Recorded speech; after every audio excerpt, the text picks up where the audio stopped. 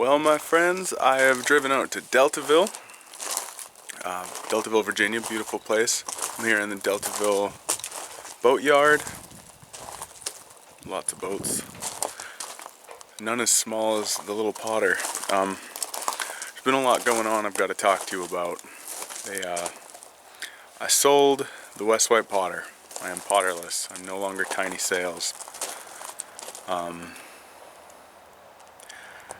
You always hear that joke, the happiest day, the two happiest days in a boat owner's life, it's the day he buys a boat and the day he sells it. I can tell you that the day I sold it was not one of the happiest days in my life. I also just don't really get over the top about most things, but it was kind of sad watching it go. It looks really cool on a trailer. I don't normally get to experience that because I'm the one towing it. But over here, if I just rotate a little bit, this awkward shading, pardon my horrible mustache, there's a little boat behind me. It's a Catalina 22. Why don't we make it more about that? I have come to Deltaville today to buy this boat.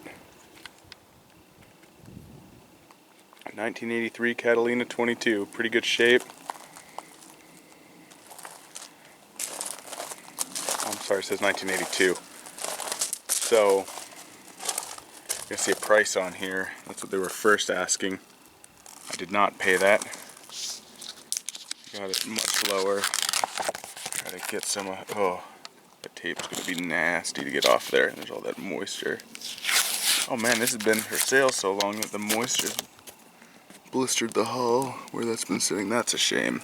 Oh well, we got it for the right price, so we're gonna fix those problems. Great anti-fouling on it still. No growth on it. Very cool. Sturdy, doesn't have soft decks. Very excited about this. I'm gonna be able to get out on bigger water. With the keel cranked up, she only draws 2 feet, 5 with her down. So it's still gunk hole, getting to some shallow places. I'm gonna keep sailing out of the same marina in Hampton. It's gonna be great. Very, very excited. Step 1 will be getting to work on this motor. Comes with a 4-stroke Nissan 6 horsepower. Good bracket. So the fuel's been sitting for a little while. Looking at the fuel, it's totally clear. It's not hazing up at all. So I think it's non-ethanol, but I couldn't really get any confirmation on any of that. So I might have to do some work, but again, the price was right. We'll talk about that in the future.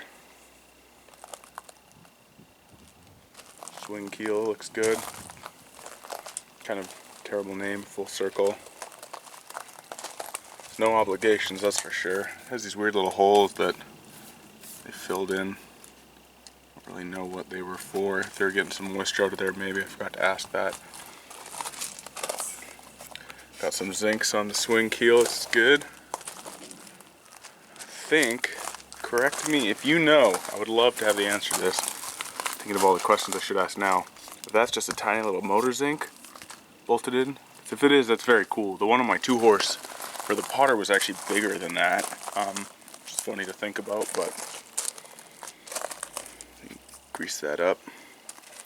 So I let the guy who bought my Potter take the grease gun and my marine grease. So I guess I'll be paying a little bit for that, but so be it. But yeah, this is her.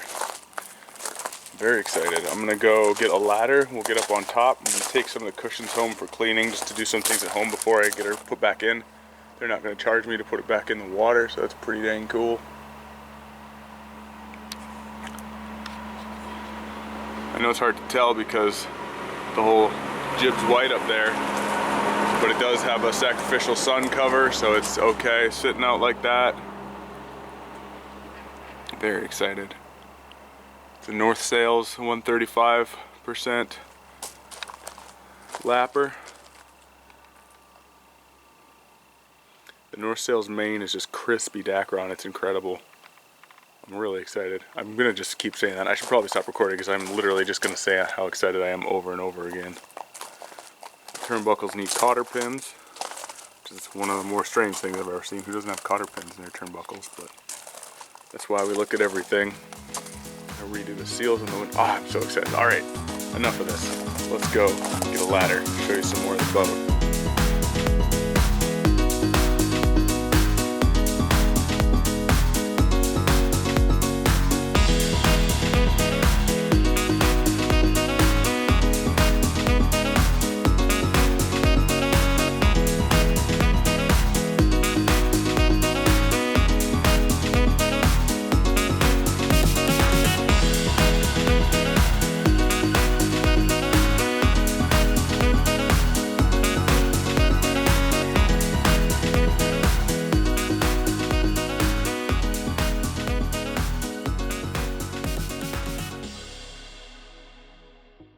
Alright, so you can see the sun's a lot less harsh now. There's been a huge delay. Obviously I just started working on things.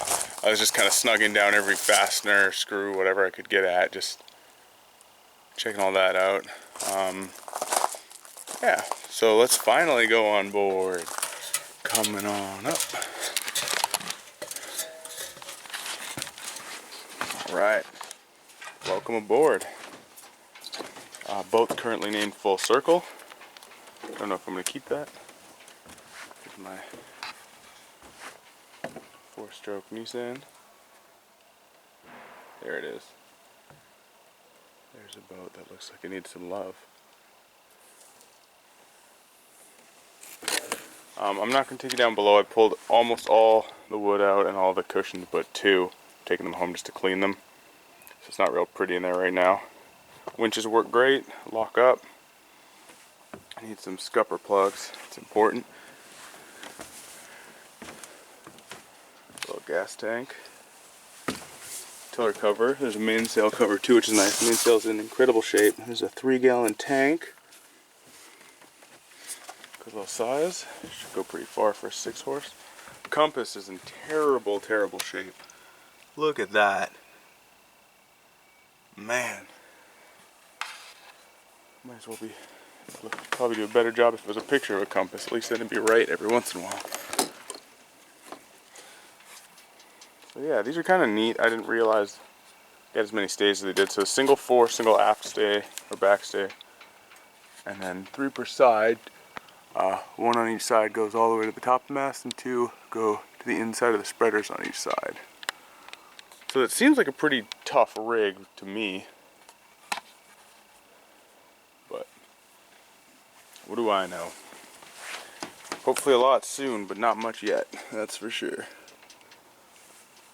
I need to get 14, wait, 2, 4, 6, 8, 10, 12, 14 cotter pins. Because again, don't have them for some reason. I need to tension the stays, they're pretty loose. I actually played with them a little bit, but I figure no need in getting to all that right now. Yeah, clean it up. Actually do some kiwi grip, get up some of this. It's gonna be good, really good. I'm excited. No reason I can't take it out right now and go for a sail, which was kind of part of my criteria when looking at boats. I wanted to be able to play right away. So sort of stepped outside that criteria for the sake of the motor, just because I don't know exactly if it's just going to work for me. So if anyone knows much about getting a outboard fired up that hasn't run in a while, I'd love some pro tips. It'd be super helpful. I look forward to hearing all about that. And the kind souls left a big master lock on there to prevent theft with no key. So that is something in and of itself. If I can just get it to start, I really don't care. I don't want to ever have to take it off, but realistically, that's not how things work. And I'm probably going to have to find some nice big bolt cutters to borrow from someone, I guess. But we'll worry about that when it comes. Let's just get it running for now. Alright guys, let's look around Deltaville. That's my inspiration. Parked right next door. That beautiful catch. I want to be that shiny. go back down.